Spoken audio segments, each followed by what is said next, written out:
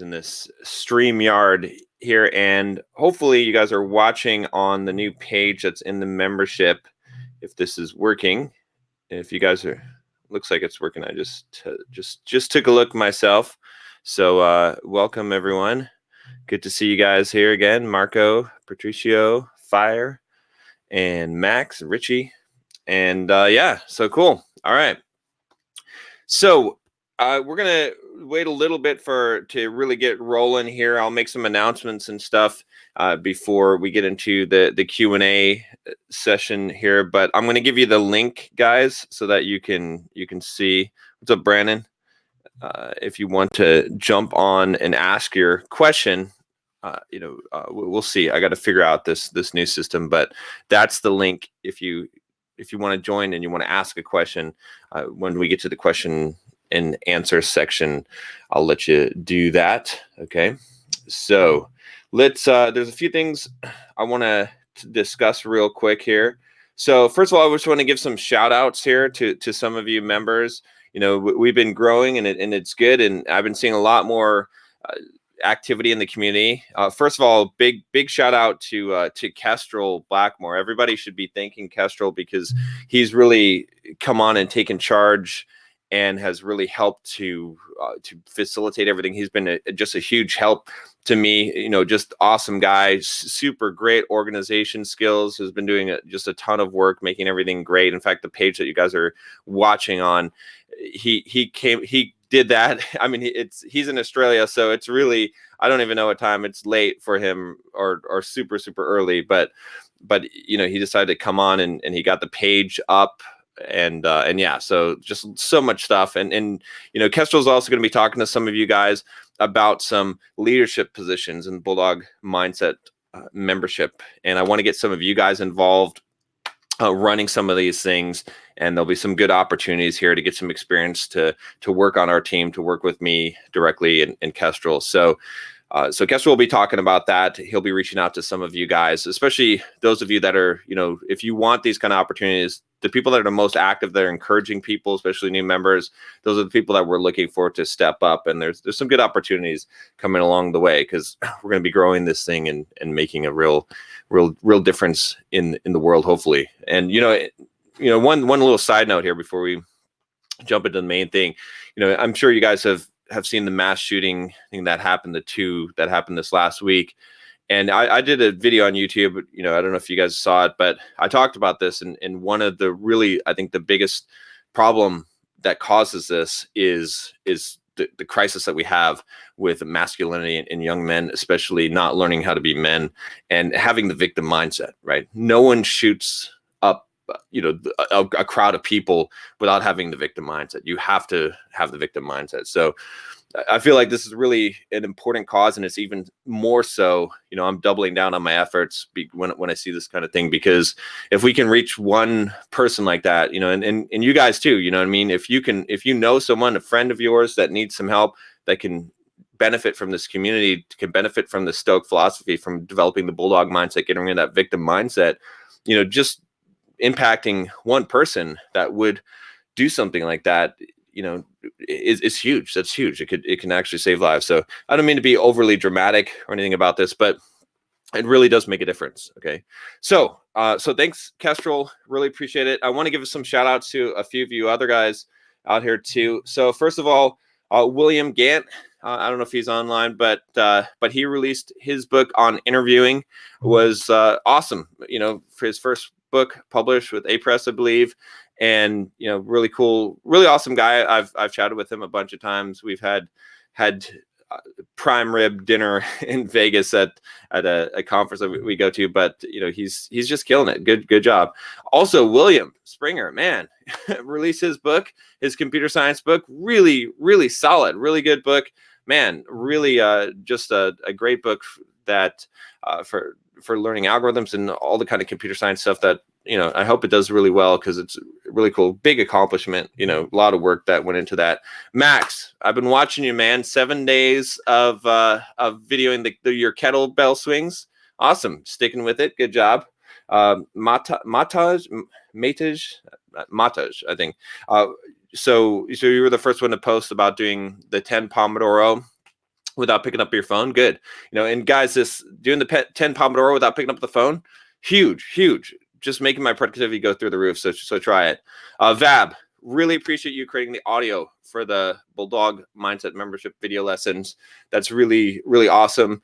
Really helpful. And Brandon, of course, he got laid off from his job, but he helped me. He was the one who came up with the idea of the Strava group, and he's just been really a kick-ass member, just really encouraging other people, helping people, and just exactly what I want to see. Just really has the Bulldog mindset.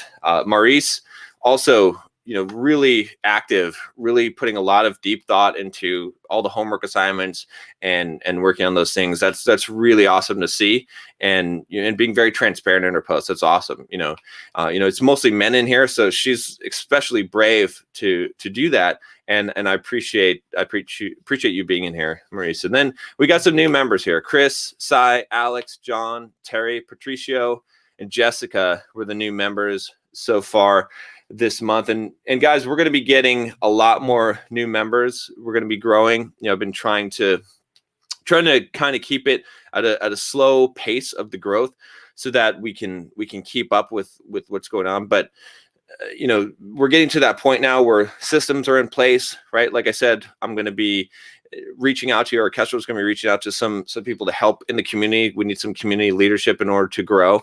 And so it's going to be really cool. All right, so a couple more little announcement things before we get into the questions, okay, the Q&A.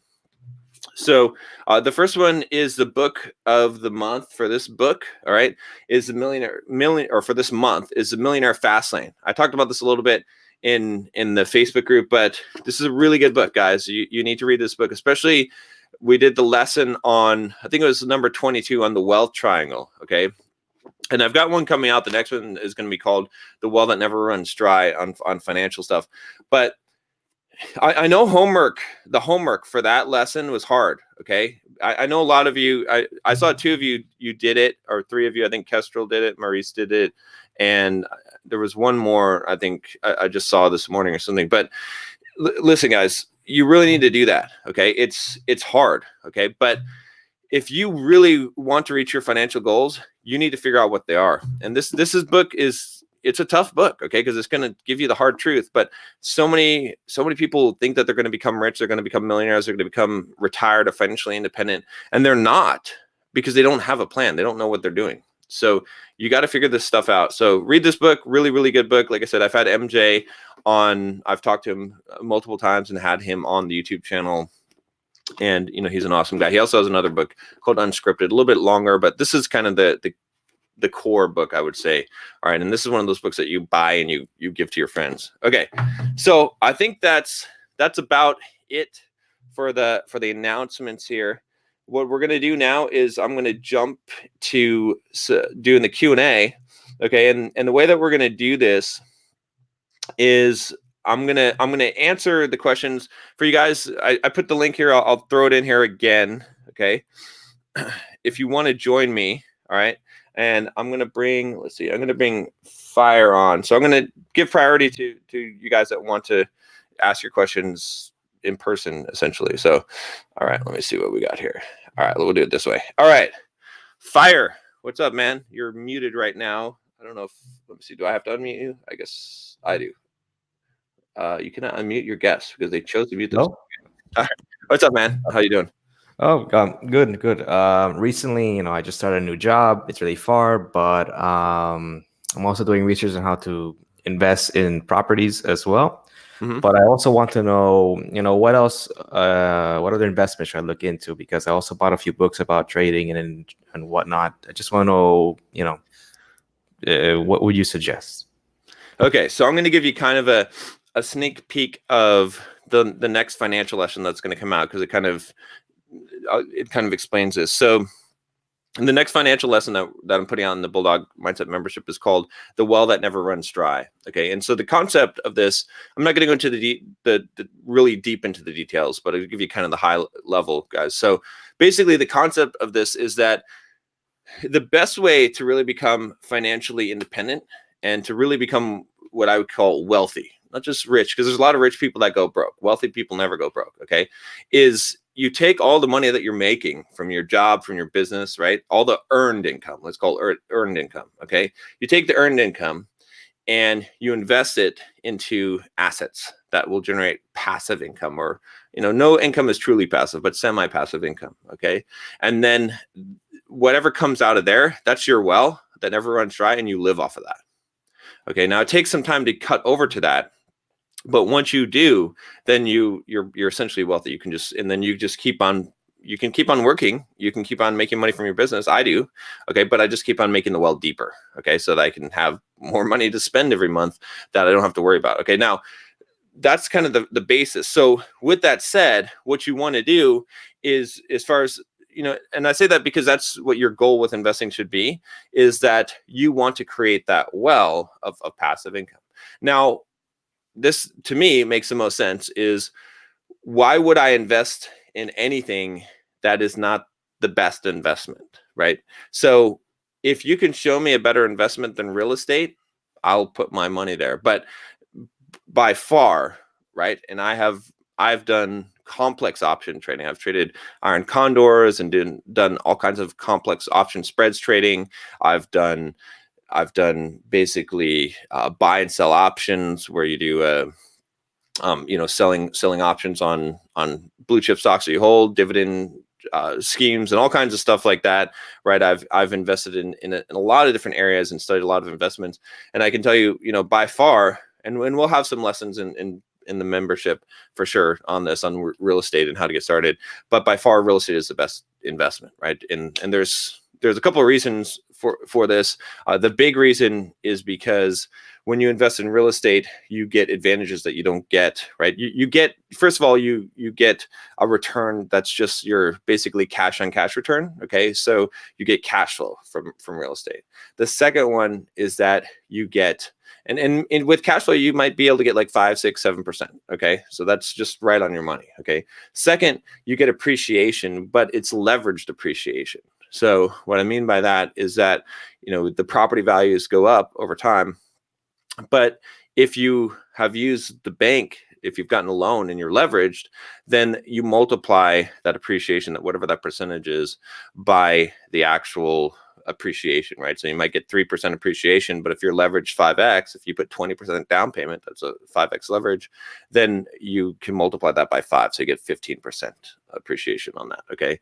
And then you get tax benefits, at least in the US here, where you basically get to depreciate the asset over time. And so what ends up happening is that, in general, the average real estate investment, even if it's not a great investment, your return on your money, your irrespective rate of return, that's what we call the actual return from the moment that you invested the property and the money that you invested versus what you pull out of it, let's say 5, 10 years later, 15, 20 years later, ends up being, on average, in my experience, somewhere between 15 to 20%.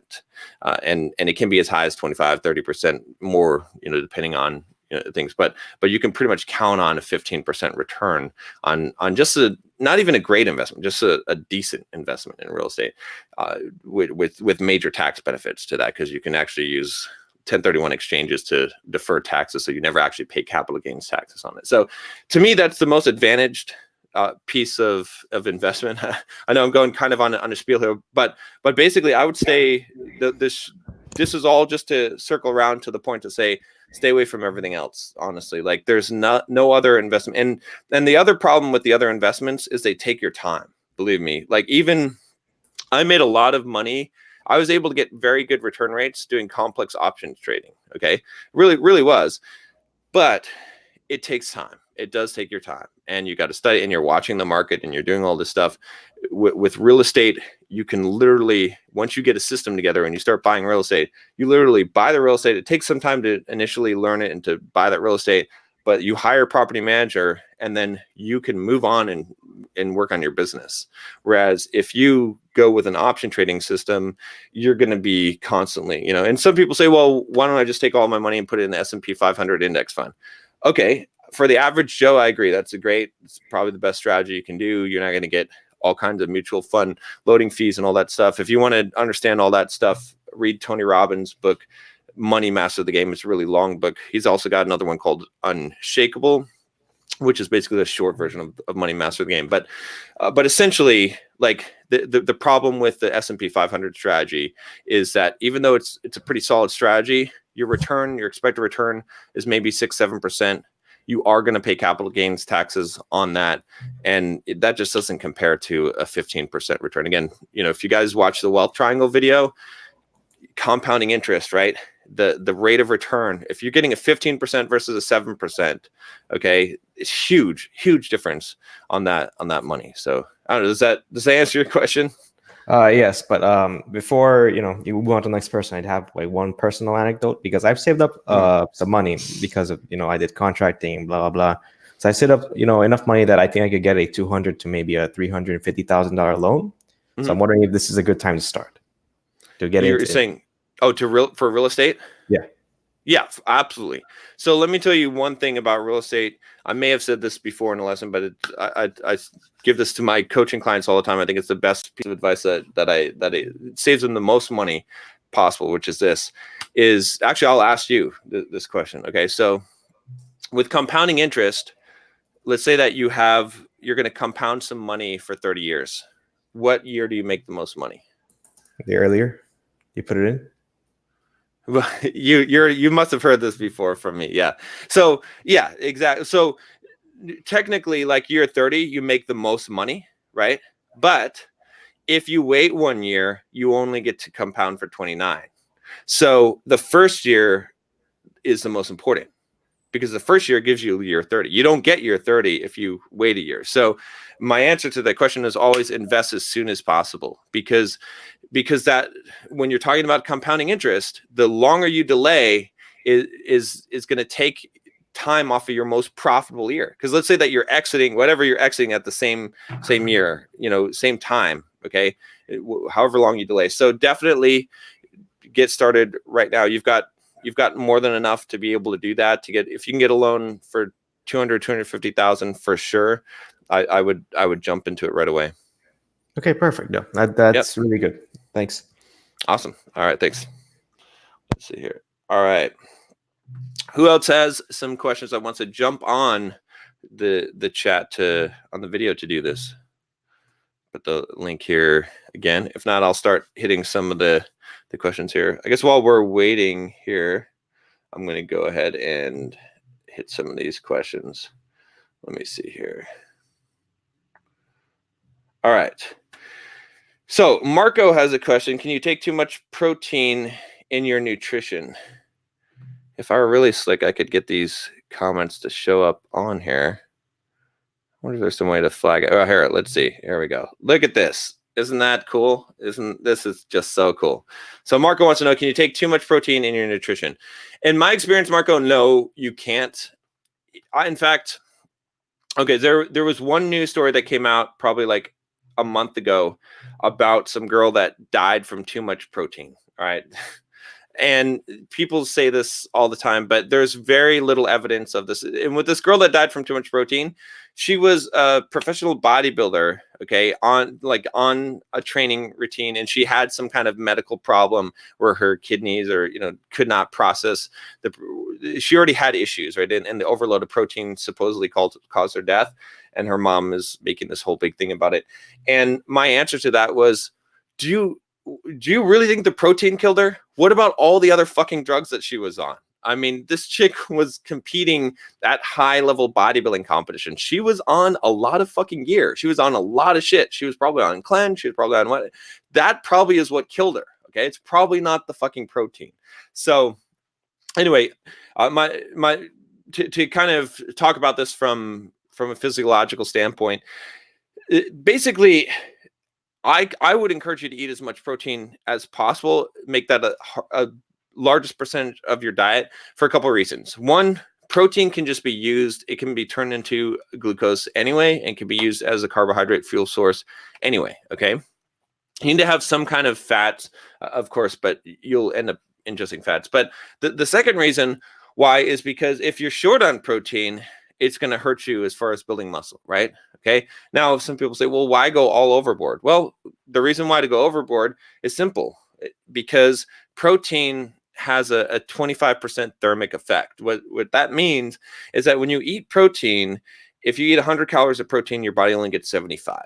Okay. So as far as getting lean, that's a good thing. Now, if you're actually trying to build, like, well, I don't want to say build muscle, but if you're actually trying to gain weight, if you're trying to actually be in a calorie surplus and you're having problems doing that, then, obviously you wouldn't want to eat as much protein, okay? Because protein is not going to give you all the calories that you want. So, but in general, most of the people that I'm dealing with, most of you are trying to gain some muscle and possibly lose some fat. You're not super ripped, okay? If you're below 10% body fat, okay, then maybe, yeah, maybe you maybe you're not in that category.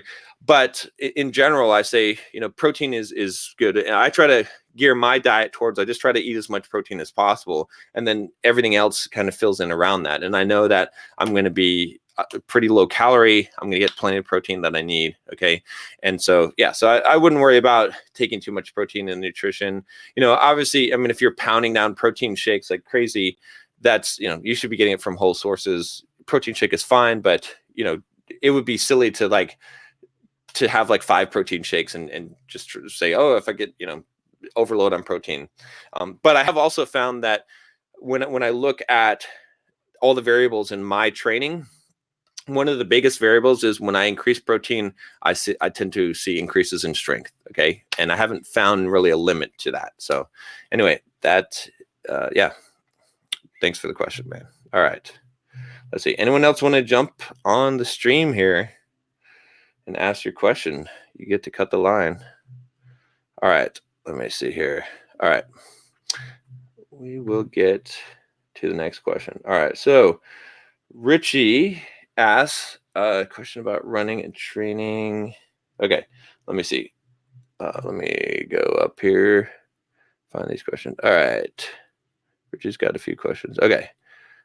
Let's see here. All right. Richie says, I'm training for my second marathon using a 30-week training program. And about 18 weeks in it, felt like I started forming a stress fracture in my foot. I'm getting back into my training now, and I'm not sure how many miles I should start training on again. I took off about 4 weeks from running, and my marathon is at the end of September. So I'm really dialing back my diet and focusing on, let me see, eating a healthy keto diet. My question is, how many miles should I start running now?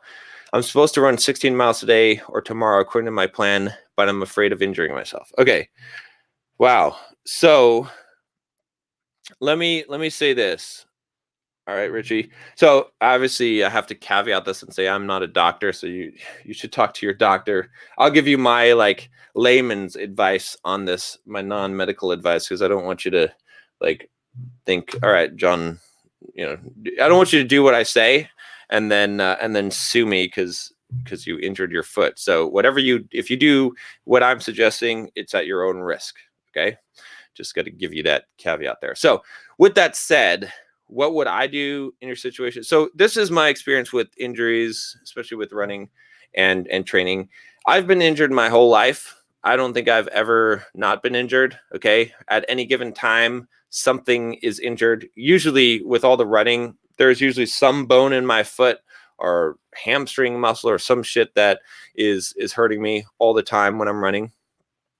What I have found is that waiting for injuries to heal takes a long time. And then the problem with waiting for injuries to heal is that when you get back into it, if you don't really ease into it, you just re-injure it again. And then you're like, fucking, you got to wait again. So I worked through them all. I worked through pretty much all my injuries. Heck, when I had broken ribs, I was training for a marathon. I did the dopey challenge, that, the 5K, 10K, half, and then full.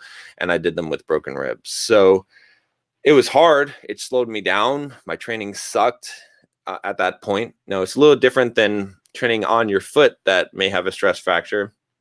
What I would do if I were you is I would try to do the same miles that I'm supposed to do for my training plan, and I would just take it a little bit slower, just slow it down a little bit. There's a couple of reasons for this. So, well, let me back up a little bit. The first thing I would do is tape the fuck out of my foot so that I would get extra support. I would tape it if you feel like you've got a stress fracture. And I don't know if I feel like I have stress fractures in my foot a lot of the time when I'm running. But if you really feel like it and it's hurting you, I would tape it up, and just keep it nice and firm in there. But the other thing, again, slowing down actually will make a difference. Why? Because for you physics guys in here, you already know what I'm going to talk about here. But the faster that you run, the more force you have to generate to push off the ground, which means the more force on your foot. So the slower you run, the less force you have to generate at a given time to actually move forward. So, walking is a lot less stressful on the foot than running, but sprinting will fuck your shit up. Okay. So run slow, which I tell you guys to do all the time anyway. In fact, guys, I don't know if you saw in the Facebook group, I posted my run for this morning. I did a pace run because I'm training for my marathon. And you guys have been watching me run like 11-minute miles, 10.5-minute miles, and, running for long distances or even for my short distances. But, when I have a speed run, then I'm running fast. And so I did almost 8-minute miles for the 6 miles, and the last mile was like 7.5. And remember, I'm 235 pounds. So, that's pretty damn fast for me. But I'm just saying, like, it's okay to run slow, even for marathon training. Like, a lot of people are training wrong because, in fact, I'm going to pick on Brandon today, because Brandon kind of learned that lesson this week. I think I saw his half marathon run where he started off really fast and then he hit the wall like 4 or 5 miles in. So, Brandon, see, there you go, man. You got to keep it slow until you're so, but no, you want to run like 90% of your run slow anyway for most marathon training. There's exceptions. There's like a training program that's like a 3 day a week one, but for the most part, that's what you want to do. So yeah, so I personally myself would tape my foot up good. I would run all the miles I'm supposed to run, and I would just run them slow. And then I'm gonna hope that I'm gonna heal through that training as much as possible. And on marathon day, if I have to injure my foot more to run the marathon fast, I'm going to do it. And then I'm just going to kind of take it easy and do easier runs after that marathon. If I've been training up for this thing, you just have to assume as an athlete that you're always going to be injured, and you got to figure out, you got to make the trade-off. Like, what am I going to do? Like, am I willing to sacrifice, something later on in order to make this race? And, but yeah, that's kind of the decision you have to make. But if I waited, something is always some muscle from lifting or something, and I'm always just in there kind of working around it as much as I can, or just training through it. So that's how I do it.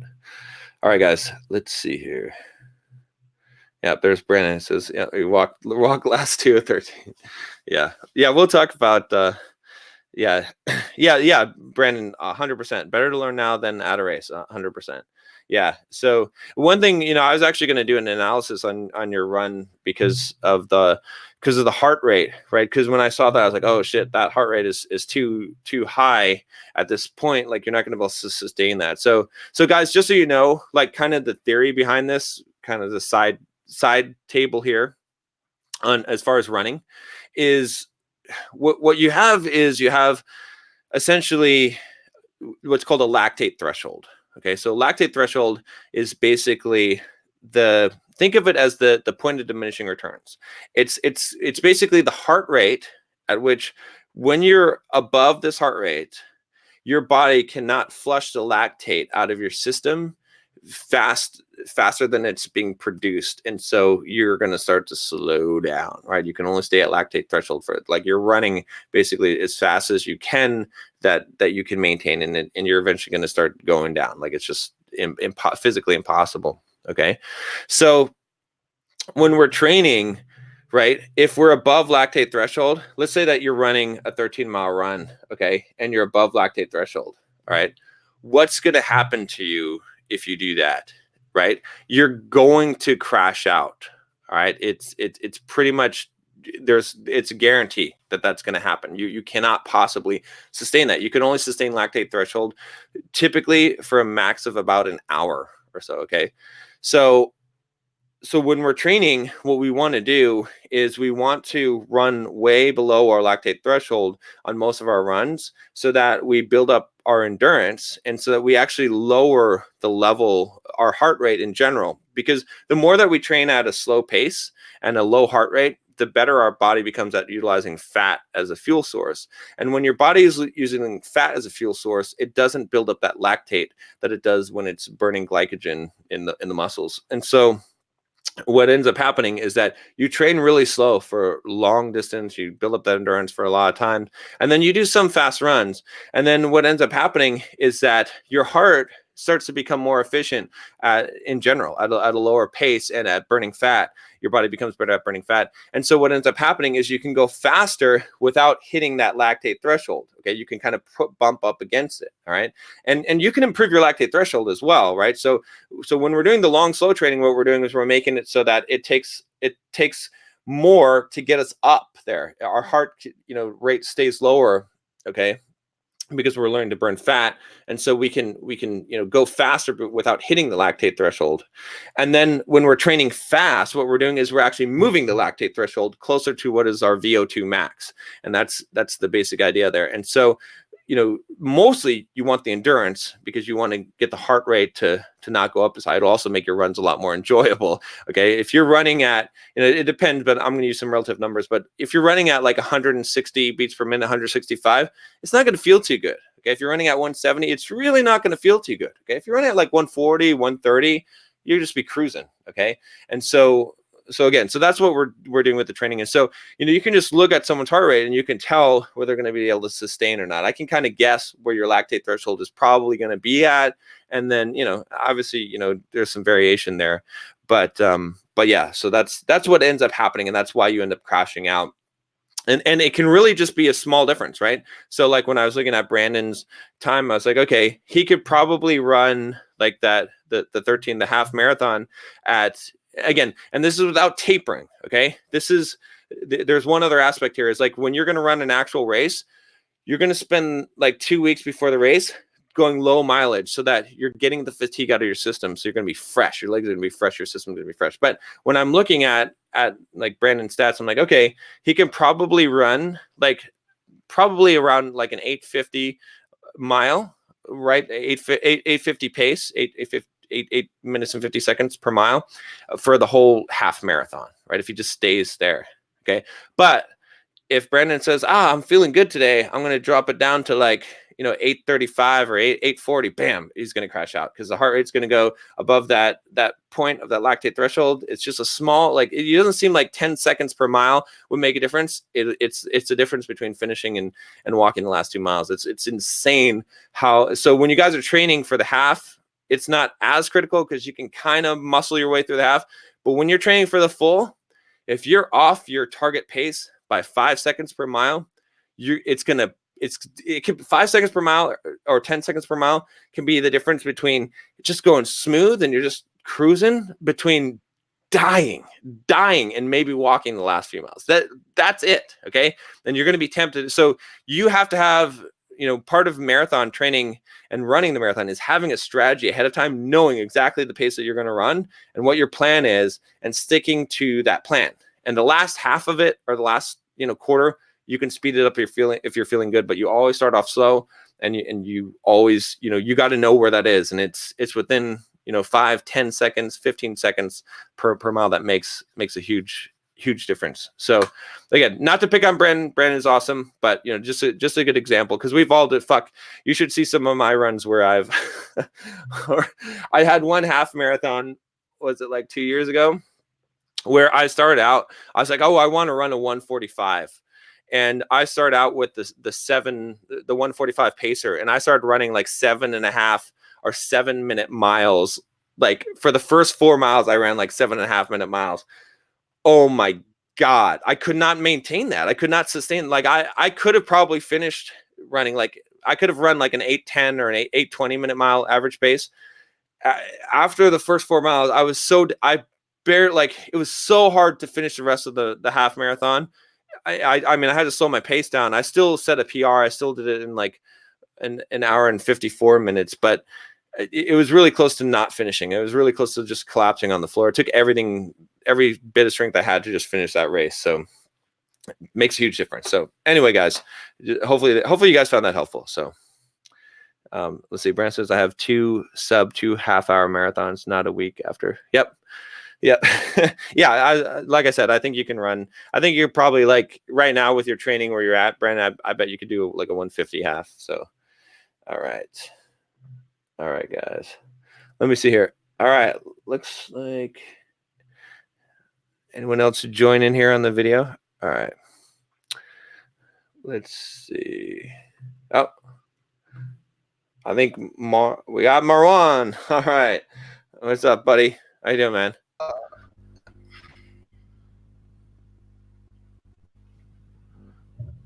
All right. So can you hear me perfectly? I believe. Yep, you're coming through now, man. Okay. Yeah. Thank you. So, first of all, I hope you're doing fine. I hope you're doing cool. Yeah. So the first question is,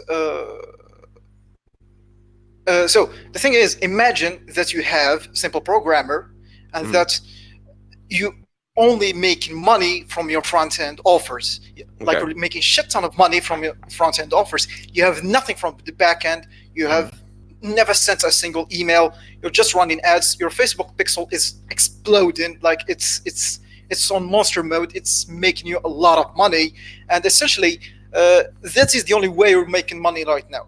The only things I could have identified is running back end offers and try to revive the relationship with these customers who we have their emails. But other than that, I couldn't like make up anything, because these are the two main aspects I could have seen.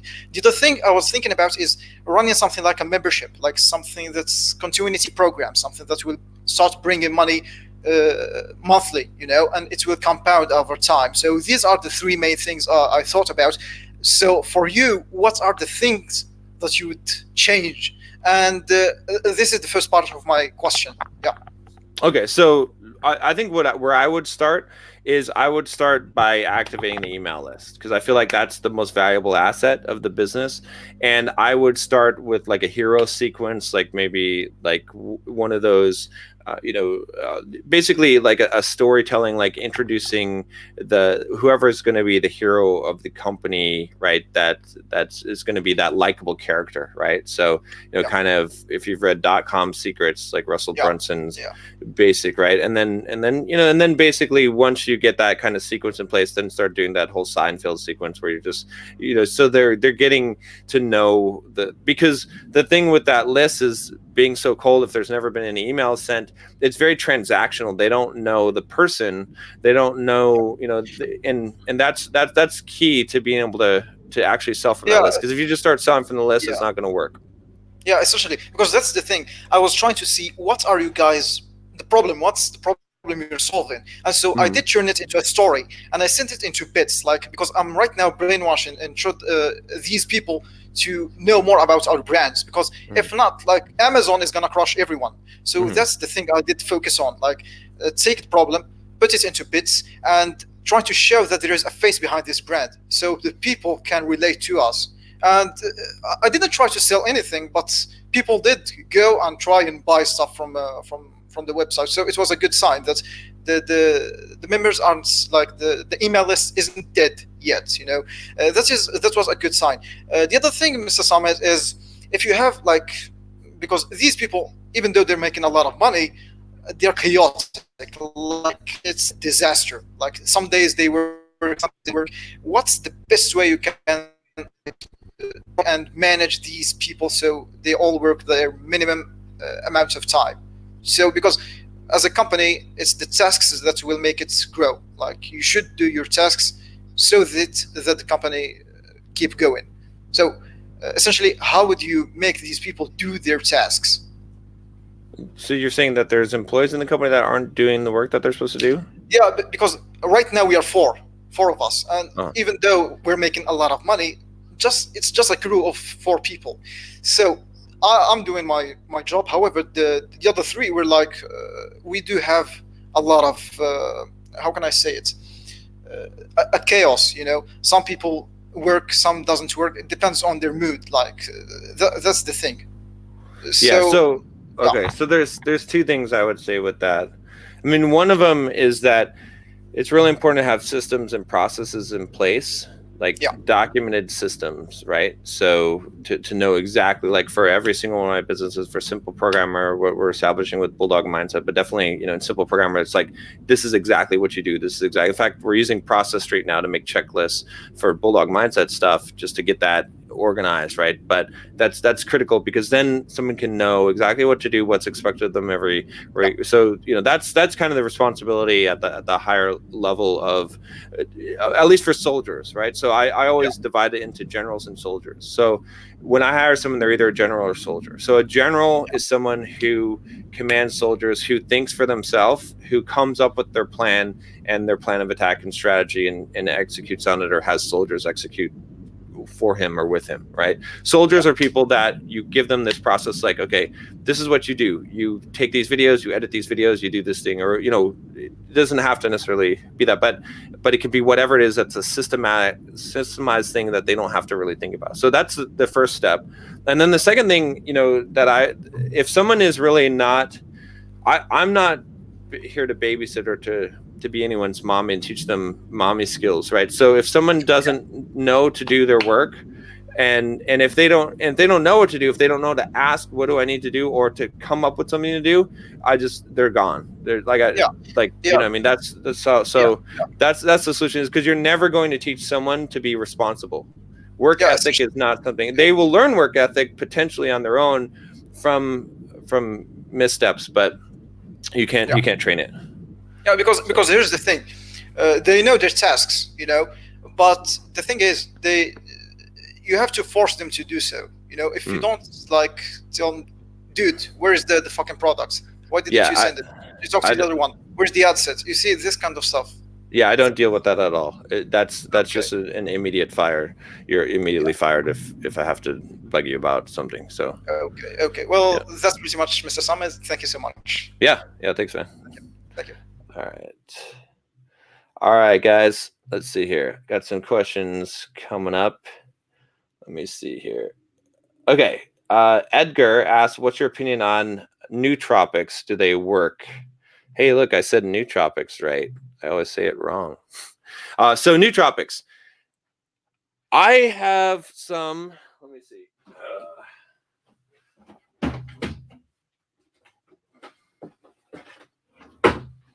I got this formula one, okay?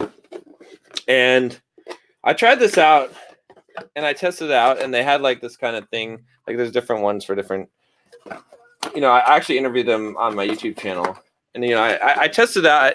I have people send me shit all the time, okay? And they're like, oh, promote my product, right? And I'm like, no, I don't think so. Like, I won't even promote it if you pay me. Like, you have to pay me like a large amount of money because I don't even give a shit. Like, what? I mean, I'm not going to promote your product for like $500 or $1,000, right? And I'm not even going to promote it unless I like it anyway. So, and I usually tell people, don't even send me the shit. I don't even want the shit. So anyway, these guys were like, oh, just try it. So I was like, all right, fine. Just send me it. Maybe I'll try it, whatever. I'm not going to make any promises or anything about it. And so they sent me this stuff, and I tried it, and I actually noticed a difference, right? I was like, wow, this is amazing. Because I've tried nootropics before, and I thought it's all, you know what I mean? Like, obviously things like, amphetamines, Ritalin and shit, and what is it? What's the one that everyone's on? I don't know. You know what I mean? The ADHD drugs work, but they're not good, and they're kind of a crutch in my mind, right? I think there's a difference here. But anyway, with the nootropics, with these ones at least, I tried them, and I noticed a difference. Okay, and they have like a thing where you can kind of blind test it. I don't know if they're doing that anymore. If you guys are really interested, I'll find out more. I was supposed to partner with them, and I'll try to get some affiliate links and stuff and some discounts in the membership for you guys. But I did find that those worked. Okay, they really helped my focus, really helped my energy level, and even the ones without caffeine. So caffeine is kind of, everyone says, oh, it's just the caffeine. No, this wasn't the caffeine. There's actually, and the guy that you can watch the YouTube video on this where I interviewed them, and he tells his story and stuff. But he has a really compelling story. So I don't know 100% for sure. Okay, there could be placebo effect, but I had another guy send me some. In fact,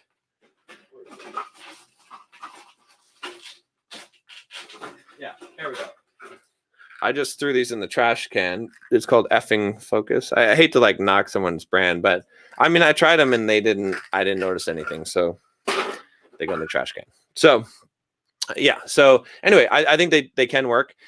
It depends on the nootropic and the kind of thing that I liked about this company, this Find My Formula, was that they were basically customizing it to you to some degree. They weren't just giving you some generic stuff. So, and you're kind of discovering which ones worked for you because different people's brain chemistries and different, things work for different people. So yeah. So, oh, look, Kestrel's got the interview there for on Nootropics, or he's posting it. So we'll, if you guys want to check that out. So anyway, like I said, I'm not 100% sold on it. I'm going to experiment with it more and experiment with the ones that they gave me. But I feel like if it can give me a boost, it's worth it. I don't feel like it's cheating, like it's a crutch as much as something like, I'm trying to think of the drug that everyone does now. But, you need to be able to focus and manage yourself first, right? And then this is going to enhance that. It's kind of the same thing with like drinking in social situations, right? It's like for you guys, when you're learning game, when you're learning some pickup and you're learning to overcome social anxiety, you really should not be using any alcohol at all. You shouldn't be using liquid courage, okay? So you develop that. And then once you have that and you can go and pick up girls and you can go and talk to, then you could go and have a couple of drinks and maybe it enhances your abilities slightly, but you've got a base. It's not a crutch anymore. Like you don't need the thing, right? A crutch ends up being a crutch because you're unable to perform without it, essentially, right? So same thing that I'd kind of classify nootropics into that. If you are super ADHD and you can't focus and, don't use any drugs. First, just start getting a system and using the Pomodoro technique and learn and meditate. I actually got this Muse thing on. I'll have to do some kind of review on something like that. But, and learn to focus and learn to be able to do it on your own. And then you can use some things to help you and enhance it, but then it doesn't become a crutch. So, all right, let me see here. Anyone else if you want to jump on the call, by the way, we can,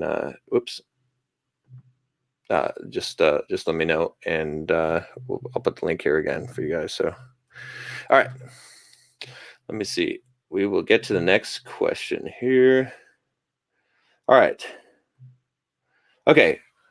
Arthur says, what is your opinion about CrossFit for building an aesthetic physique? So I wish there was a way to like easily find these. Oh, here we go. Actually, it's not that hard. Okay. What is your opinion about CrossFit for building an aesthetic physique? So this is my opinion on this. Okay. I'm not a huge CrossFit fan, but I don't hate CrossFit. So here's the thing. When I look at, and this is what you should do, right? Okay. Just in general, we'll kind of go to the more broad, right? I look around the gym, right? When I'm at the gym, and you know what I see? I see some goofy ass guy standing on a balancing ball with 10-pound weights, like doing some weird shit, okay? Or doing some really weird exercises, like guys doing crazy shit. And I look at them, okay? And then I look at someone on the bench press, someone doing squats, someone doing military press, and I compare the physiques, okay?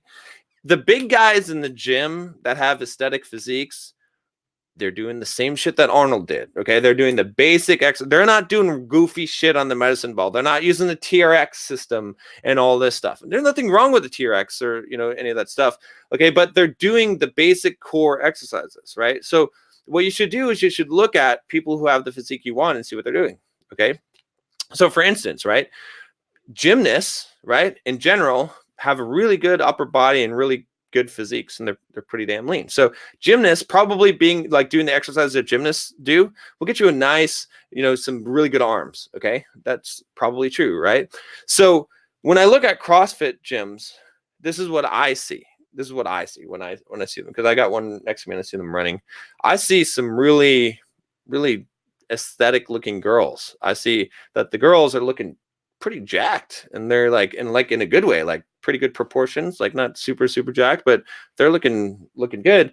But I see I see guys that do not look nearly as good as the ones that are in the gym. I don't see very many. There's a few aesthetic physiques, but even if you look at like the CrossFit champions, right? That's not the physique that I would want to have. I mean, some of them have decent, but it's not quite. It doesn't look like Superman or superhero. So, so I would say that in general, it's not the best. Okay. Now, can you build an aesthetic physique doing CrossFit? Yeah, of course you can. Okay. And just lifting and exercising alone, you know, having a little body fat will do that.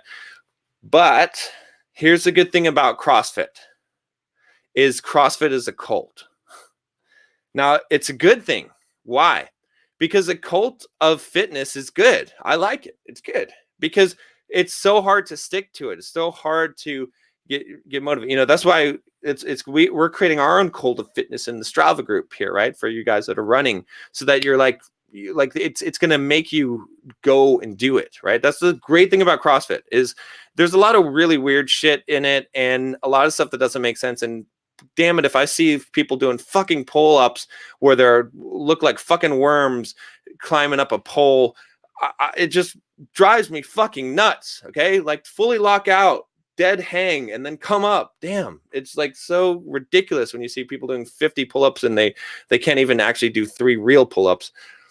That's my rant on CrossFit. But at the same time, I have to give them credit because even though they're doing some goofy shit, they're getting people consistently to work out. They're creating a cult where people are building a community. It's a good place to meet people and to get that mindset and to develop that bulldog. And they're pushing themselves really, really hard. Okay, that's what I like about it. I feel like CrossFit is very much bulldog mindset. Okay, so that's I like it. I actually do like it. Again, but like I said, if you really want to build an aesthetic physique, that's not the best way. But it is if you're having trouble sticking with shit and you have an option to do CrossFit, yeah, I'm never gonna knock someone. Someone's gonna tell me, oh, I'm doing CrossFit. I'm like, oh, you're doing CrossFit? I'm never gonna do that, right? Because it's cool, it's great. I'm happy for you. It's awesome. But if you ask me and say, how can I develop the best, most aesthetic physique? I'm not gonna say that CrossFit is the answer. So does that make sense, guys? All right. So, okay, let's see what we got here. All right. Okay. Edgar says, is iOS development niche enough? So he's talking about going deep down into a niche. Let me see if I can find it. There we go. I'm having some pretty good luck here. So no, it is not niche enough. Okay. Why? I'll tell you why. This is kind of the test for, are you niching down far enough, which is, can you be number one best in the world at it? That everything for you guys, when you guys are specializing, when you're starting your business, when you're even just building your personal brand, I want you to be number one best in the world. Okay. I want you to be in that category. Right. So, you know, for a simple programmer, for instance, right, it's not necessarily that it has to be so specific, but okay, for a simple programmer, right, bar none, simple programmer is about teaching soft skills to software developers, and it's number one best in the world. There's no other company that specializes in it that much, that has that much content, that is that focused on that. Okay, it's number one for sure. We own that. Now it's pretty broad, actually, soft skills. Okay, but and there's other people that specialize in different areas of soft skills, but we're able to claim that because we grew to that level. Okay, so when you're starting out, what I'd like to see you do is to make a really small circle. Okay, so deeper than iOS development. Okay, you know, heck, I've told people, be the table view iOS guy. All you blog about is that one control in iOS, the table view, how to customize it, how to create custom cells in there, how to do inserts, updates, everything about table view.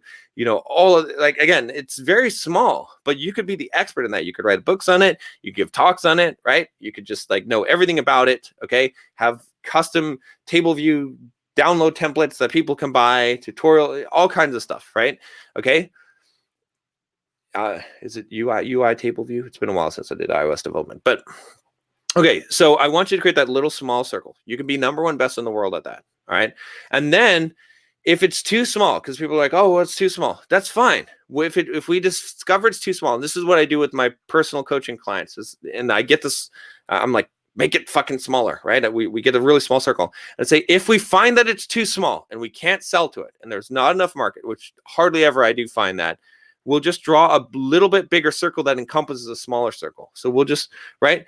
If we do too big of a circle, we can't go down, right? But if we're down really, really far niche and we can make you number one best in the world at this, then we could draw a little bit of bigger circle and say, well, maybe you can be number one best in the world at this, and maybe this, and we can keep on drawing bigger circles, okay, until we have this huge circle. Like, and this is what Amazon did, okay? Amazon said, let's be number one best in the world at selling books online, all right? And if you read The Everything Store, it's a really good book, okay? It talks about this. And so many people were telling Jeff Bezos, no, you need to sell some more shit. You need to expand. And he's like, nope. First, we're going to be number one best in the world at selling books. But no, right? So he had that little circle, and then he won that. And then he drew a little bigger circle. All right. And he said, okay, now we're going to be like Hastings. We're going to sell some DVDs, music, video games, or he chose one of those. I think music was the next thing. And so that circle was a little bit bigger. Okay. Then he dominated that. And then he added toys and then dominated that. And then pretty soon, what is Amazon? It's a fucking beast. It's a huge circle. It sells everything, right? At the best price, at the fastest shipping, right? So that's what you want to do, that's how you grow. If Jeff Bezos started out with Amazon and he started out with the big circle trying to sell everything, do you know how much traction he would have gotten? Zero. It would have been done. It would have been gone. No way. It would have been logistically impossible, first of all. And no one would have, like, there would have been no reason to go to Amazon. Like, would you buy everything here? It doesn't make any. Now we do it, but it's because of that concentric circle. So good question, Edgar. Hopefully that makes sense to you. All right. Trying to catch up here on the chats. All right, guys. No one is brave enough to jump on here. All right. So Tom wants to know why do most people have the scarcity mindset? Life has so much abundance, and that's incredible. All right. See if I can find this here. Need to figure out a way to. All right. So Tom says, why do most people have the scarcity mindset? Life has so much abundance, and that's incredible. I would say that the reason why most people have the scarcity mindset is because they are in competition with other people, because they have jealousy and envy. Okay. And basically, like, the thing is, like, if you have the thought, if you believe that, well, okay, actually, I'll take it further back. All right. I've done a video on this. I've talked about this idea about being selfish and loving yourself. Okay. And that you have to be that first. And the reason why is because if you're depriving yourself, if you don't have a high esteem of yourself or value of yourself, then your default, what you're going to want to do is you're going to want to bring other people down. Okay. And you're not really going to be able to love anyone else. You're not really going to be able to genuinely compliment anyone else or genuinely be happy for anyone else. Right. I'm sure you guys know people like that. I mean, to some degree, we're all like this, within our nature, but someone posts something like, and it might even happen in our membership, right? Hopefully we can try to avoid letting this happen and really have our own self-esteem so that we don't have this happen. But let's say, someone posts something and they're like, hey, I did this awesome accomplishment. And you're like, oh, congratulations. Great job. Right. But really you're like, fuck that guy. Fuck him. I can't believe he fucking did that shit. Damn. Right. Like, fucking, he must have, and you come up with some reason. Oh yeah. He must be doing this, or he must have had like some money, or he must have whatever it is. Right. And it's because you're envious. It's because you don't esteem yourself very highly. So basically someone else making an accomplishment is a threat to you. Okay. Because you're not, so whereas if you have a confidence in yourself, if you have esteem in yourself, if you have a love for yourself and a value of yourself, then what ends up happening is when someone else does something, you honestly, you're like, man, this is so awesome. I love that you honestly, really, genuinely are excited and happy for them because they've, you know what I mean? And so that's kind of where this whole starts. And if you think about that, if you carry that forward, you're going to have the abundance mindset because you're like, hey, I'm awesome and you're awesome. We're awesome, right? It's like, yes, we're all awesome. I made some money and you made some money. Let's make money together. Fuck yes, it's good, right? Like you have this idea that we're all winning. We're all winning, right? Whereas if you have that other mindset, and if you don't have that esteem in yourself, and you've got this envy, and other people's, what they're doing is threatening you when they're succeeding, okay, then you have a scarcity mindset. Then you're going to be like, well, fuck, he made some money, so that's less money for me. Those fucking capitalists, right? Like you're going to have that scarcity mindset because you're not going to believe there's enough for everyone.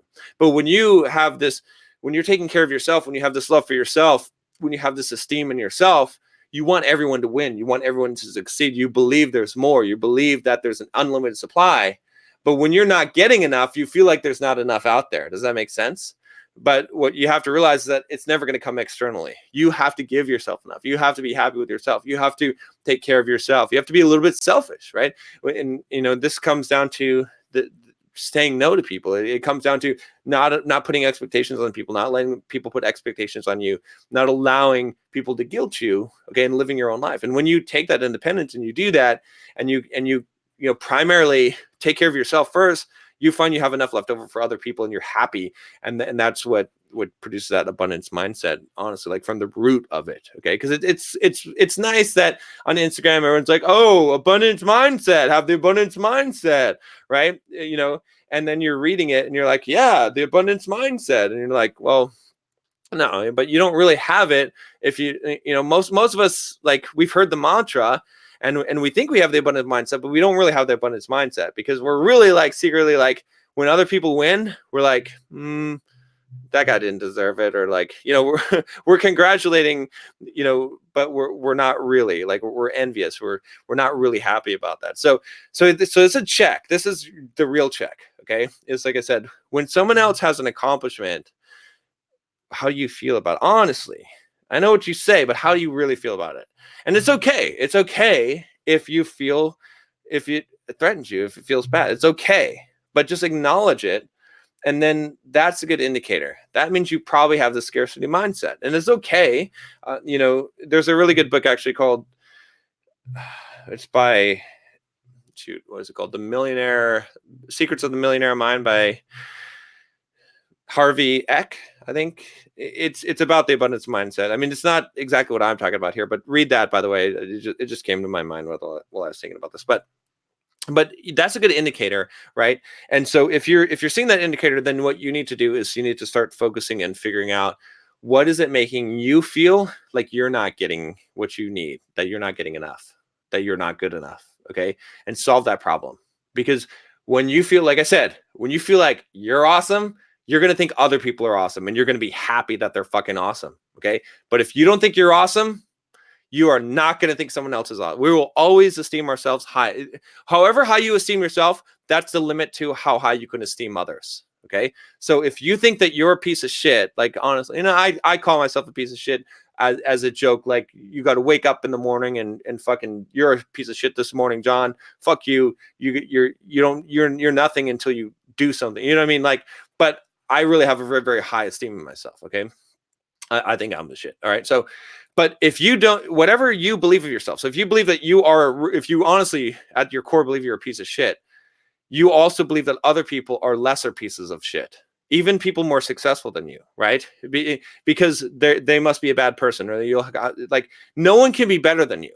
Okay. This is human nature. Okay. So you have to believe very highly of yourself. Otherwise, all of this, you pretend to love people, but you don't actually love them. Because if you don't love yourself, whatever you esteem yourself, that's the max. Okay. Everyone else takes a second. Why do I know this is true? Because preservation of our greatest, I don't know if you like urge, okay, is self-preservation. So we always take care of ourselves. We always preserve ourselves. So when you think about it that way, there's no way that you could ever like it. That just tells you value yourself more than anyone else. Okay, you do. All right, and so it's whatever you psychologically value yourself or you esteem yourself, everyone else has to be lower than that. So, all right, so kind of went tangential here, but that's the cause of it. That's the real root of it. So, all right, guys, let's see. Yeah, Brandon says think win-win. Seven habits of highly effective people. Yep. All right. Yes, Kestrel is a badass. It's 3 a.m. kicking some ass. We're almost done here, Kestrel. Then you can go take a nap. We got 25 minutes on the stream here. So okay, let's see what else we got here. I've got one from Brandon. All right. How do you feel about working with family? Example, I've discussed with my father and brother handling my property management. When I'm able to start purchasing property, they're highly skilled. Okay. This is a good one, Brandon. Let me pop this up on here. All right. Okay. And I see a couple of questions I missed here. So, okay. So, Brandon, so here's what I would say about this, man.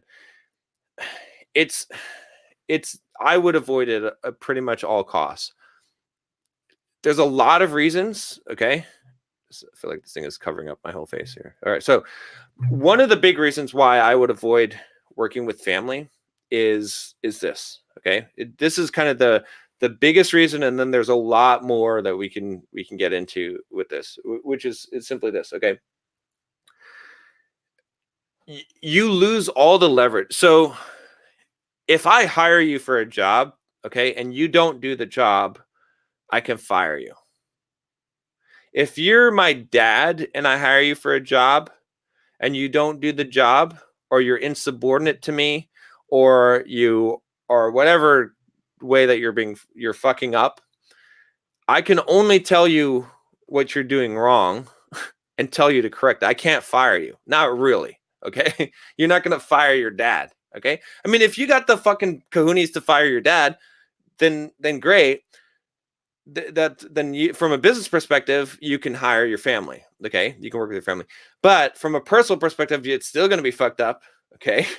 Unless your dad is Mr. fucking, Deepak Chopra or fucking, Buddhist monk. All right. He's not going to like being fired by his son. Okay. Now, will you have to fire your dad? I don't know. But if you do, if you would want to fire him, like, it's not going to be the best. You're not going to be able to make the best business decision. Okay. Because you're not going to have the threat of it. You're not going to be able to do it if you need to.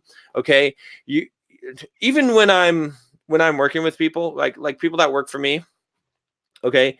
So I'll give you, like, just in general. So I have an editor, awesome guy. Okay. Rodrigo, I'm sure some of you guys have heard, he works on Bulldog mindset stuff. He works on the simple programmer stuff. He's been with me for like 4 years now. Just awesome dude from Brazil. Just really hard worker. Great guy. I hardly know anything about him. I don't really know him personally. And I know a lot of other people have different management styles than this, but I keep people that are working for me. I try to keep it very much business level, especially when I used to work especially when I see them face to face. Okay. When I used to work as a software developer and I was the boss, okay, I'm a nice guy. I'm a friendly guy, right? Like, I'll treat you right, or and whatnot. But I'm not your buddy, okay? I'm not your buddy, and I keep it that way because I need to be able to fire you, okay? And I need to be able to, crack the whip, smack the hammer down when it's time. And I need you to respect me as an authority. Okay. I'd like to be your friend. I'd like to go out and have drinks with you, but there's a fucking chain of command and I am your superior and you need to know that. I'll go have drinks with my peer. You see what I'm saying? Like, again, I know this sounds very draconian, but it's important to have this. It's very important. Trust me, from running business and from being in management positions, I can tell you that, it doesn't mean you have to be a dick. Like, don't get me wrong. So I'm kind of sidetracking this here to make it kind of more general, but But in general, yes, working with family is a very, very bad idea. Okay. It just, even if it works out, like you're giving up a lot of the moves that you need to be able to make. And things are going to become personal, and things are like, you don't know what kind of small issues are going to come up, and things like that are going to become big issues. And what if you just want to change directions? What if your dad's doing a perfectly good job, or your brother, managing your properties, but you're just like, you know what? I kind of want to not do this anymore. Or I want to manage them myself, or I want to like change directions. And now they're relying on you. And like, it's like, you're not going to have that optionality to be able to do what you want to do. It's just better to have separate businesses, right? I don't invest or do anything with any family members or friends. Pretty much, it creates too much trouble. All right, it has too much potential for trouble. Why make yourself into that difficult situation? I mean, it'd be great to work. I get it. I would, it'd be great to work with my dad or brother, and especially if they're skilled and they can like do some fix ups on the properties and stuff like that. But if you do it as a contractual business relationship, not as an employee relationship, right? So you can do business with family and do business with friends. It's a totally different thing. So they have their company and their entity. Okay, and you have your company and your entity. Okay, and you essentially say, okay, this is what I need done. Here's what and they bid on this, and you say, okay, I'll do business with you because I know that I can count on you. You're reliable, and this is the scope of this work. Okay, and I'll pay you this amount and whatnot. And the good thing about that is it's already transactional. Okay, you don't have to fire anyone, right? You just don't have to keep on doing business with them in the future. I mean, there's some danger in that, but it's a lot less. Okay, and then everyone's more happy, and there's no boss relationship type of thing like that as well. So that's my advice. Again, I'm sure people have been successful doing business with family, but I mean, the mafia has, but look what happens in the mafia. Look at how those families work. So I don't know. That's my advice. So, but trust. Yeah. So Brandon says it's more about being able to trust them. Yeah. I mean, again, like it's good to be able to trust, but I still don't think that's a strong enough reason. I'd look for property management companies that I could trust. And that's the great thing about trust is like, I have had a lot of property management companies where I just fire as soon as I don't trust a property management company. You're fired, and it's so easy for me to fire you because you're not my family. I could just fucking fire you. You're just done. So I like that ability. Okay, looks like Arthur is trying to jump in here, but it says device is not connected. So you're not okay. Oh, there we go. All right, Arthur, how's it going, man? Good. How are you? Good. Yeah, I have a question. So I have one product which is selling on Amazon in home kitchen category, and sales dropped for these keywords of my product and for all competitors, not only for me, and just in general for this category.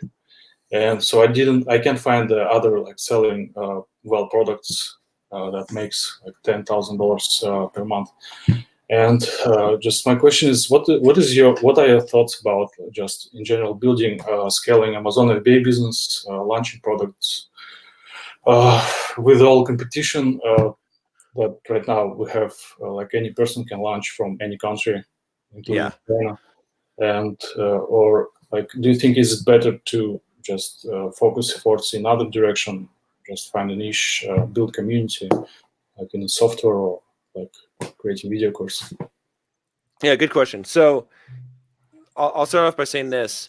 In general, I like to run up really steep hills. The reason why is because not very many people will follow me there, right? It's like the places where it's easiest, where it's most accessible, that's where you have the largest competition. Like if you're doing the things that most people can't or won't do, then you have very little competition in that space, right? No, Amazon, obviously, like you said, the barrier to entry is very, very low, and it's getting lower. There's more and more ways, and how many marketers on Facebook are teaching people how to make Amazon businesses, right? So that makes it tough.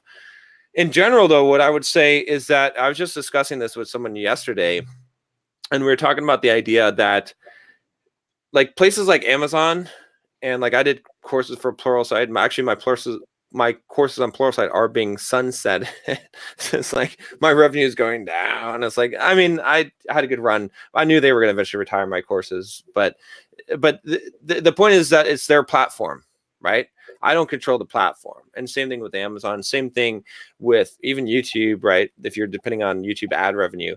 So what I was talking about with him was the strategy of you can use one of these platforms initially, right? So like for Amazon, like if I were starting a business and I were going to sell a product on Amazon, my aim would be to get like a couple of products on Amazon to kind of diversify. So I have more than one revenue stream on Amazon itself, but then to build a brand and to get those customers over to my own website for reorders or to share with their friends and get an email list going from those customers. So that Amazon is kind of, because it's really hard to like to bootstrap yourself. Like Amazon, like as a marketplace is great because you have a bunch of customers there, right? Same thing with like a course platform like Udemy.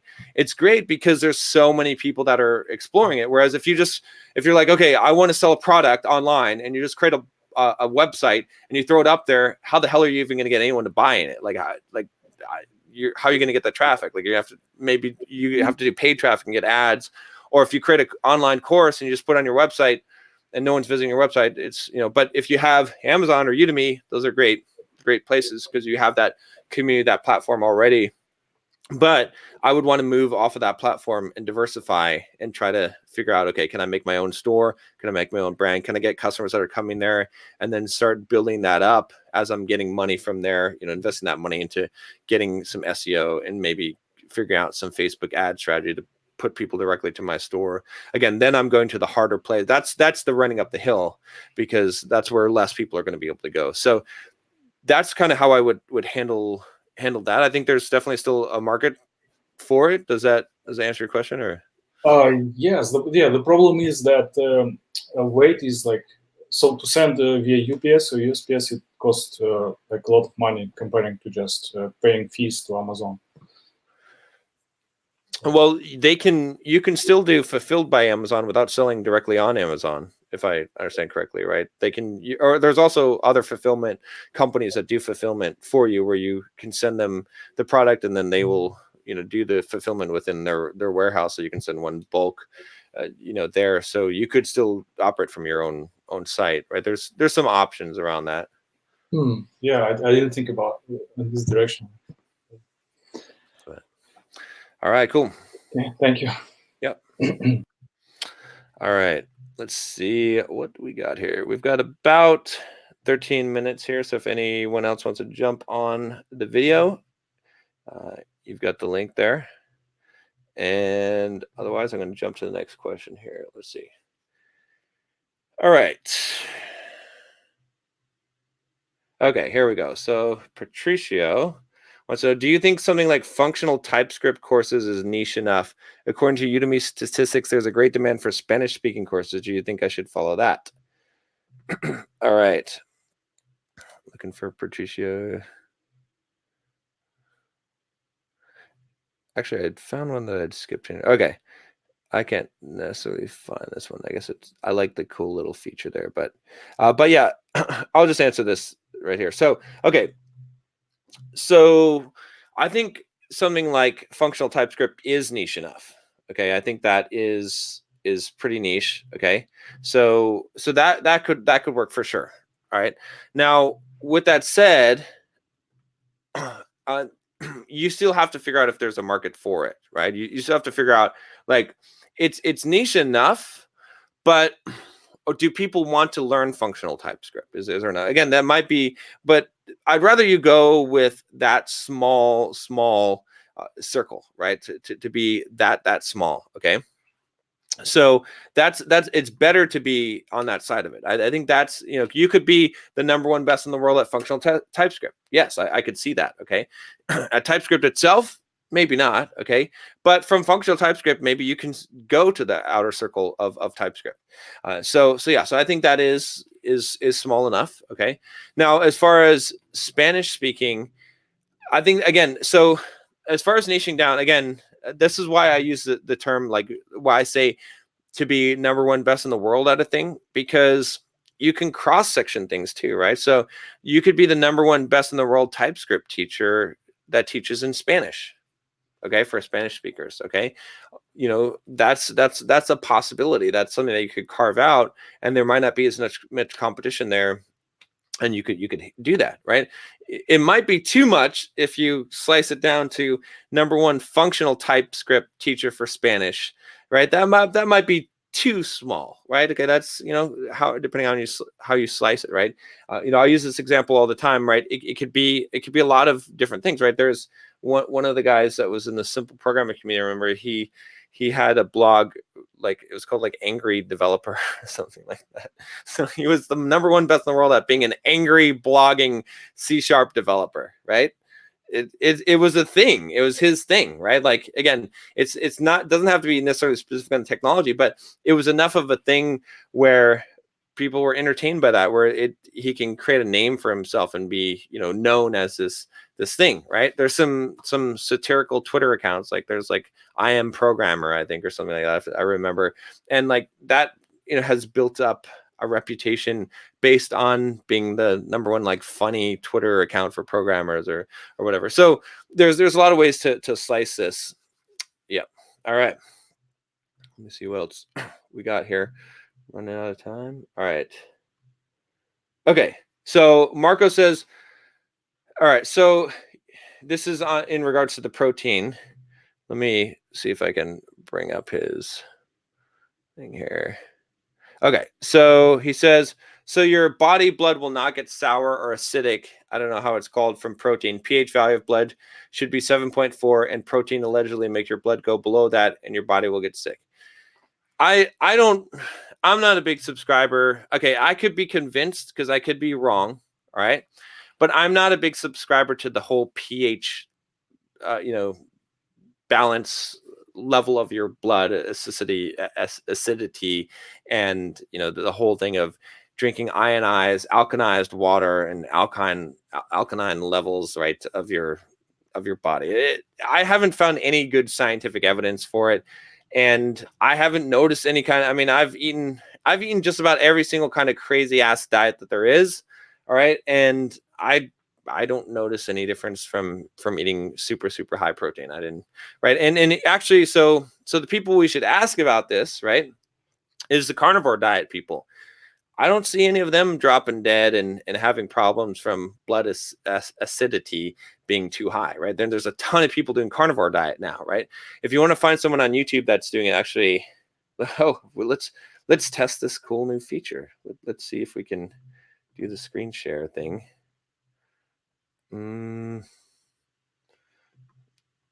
We'll see if this works. Okay.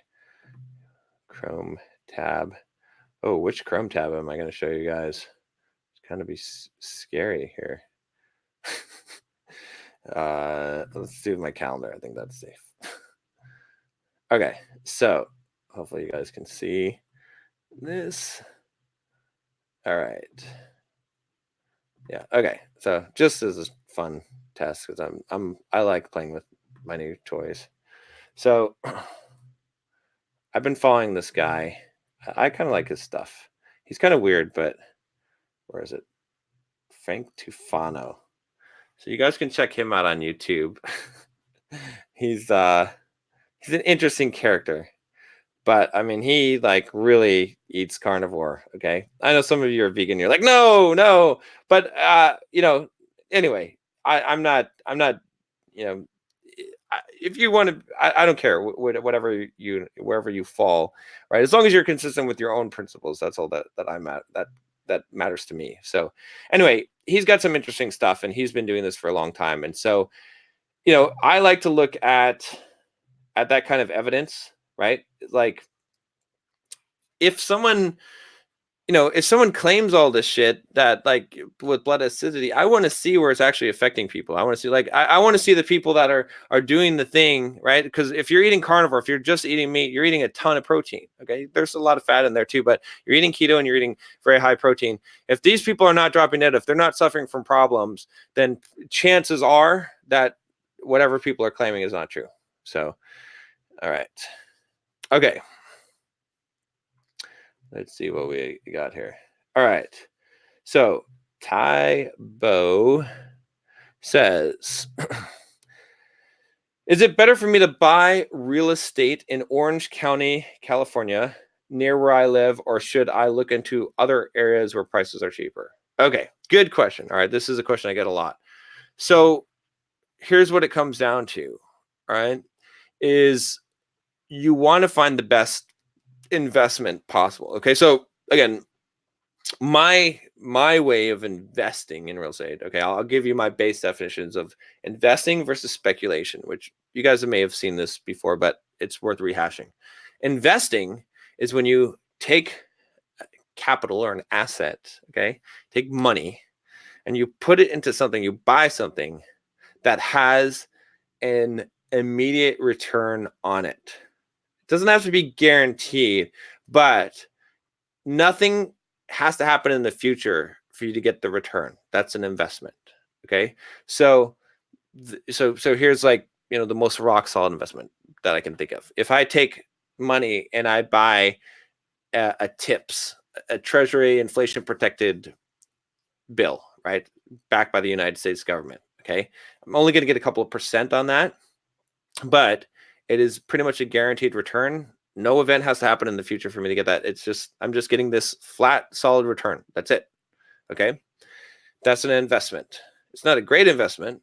Okay. So when I invest in real estate, it's the same thing, right? I want to invest. Okay. That's what I do. I don't speculate.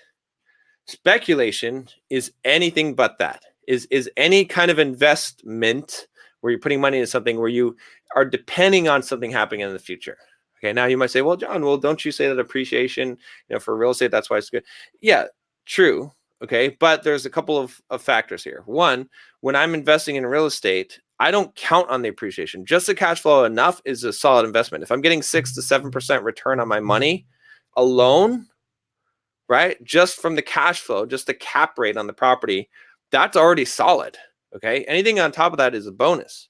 Okay, plus I'm getting the depreciation, which is guaranteed as well. Okay, and the tax benefits of the 1031 exchange, which is guaranteed as well, and the write-offs. Okay, that's all guaranteed. Okay, the appreciation is, to some degree of it, is pretty much guaranteed. Like historically, right, the average appreciation per year is about 3% in property. It depends on, in the last 50 years or whatever. But anyway, there's some amount of appreciation. Anything above that is kind of bonus. All right.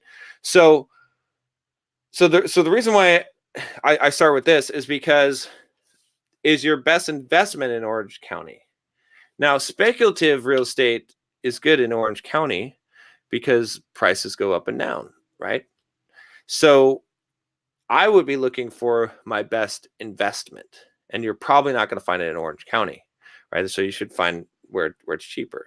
So, again, why would that be? It's because in Orange County, the prices are typically going to be higher and the rents are going to be lower in relation to that price. So your cap rate, the actual return on your money, the ROI that you're getting on that money, is going to be less in general. So why do people buy real estate in Orange County? Because they're speculators, because they're looking for it to go up. Can you make money speculating? Yes, but you can also go to Vegas right now, and you can go to the high roller table, okay, and you can go and play baccarat, okay, with all the Chinese guys in there that are smoking their cigars, okay, and you can take $100,000 from your bank account and you can put it on one hand of the baccarat, okay, which has got about a 50-50 odds, all right, and you could win.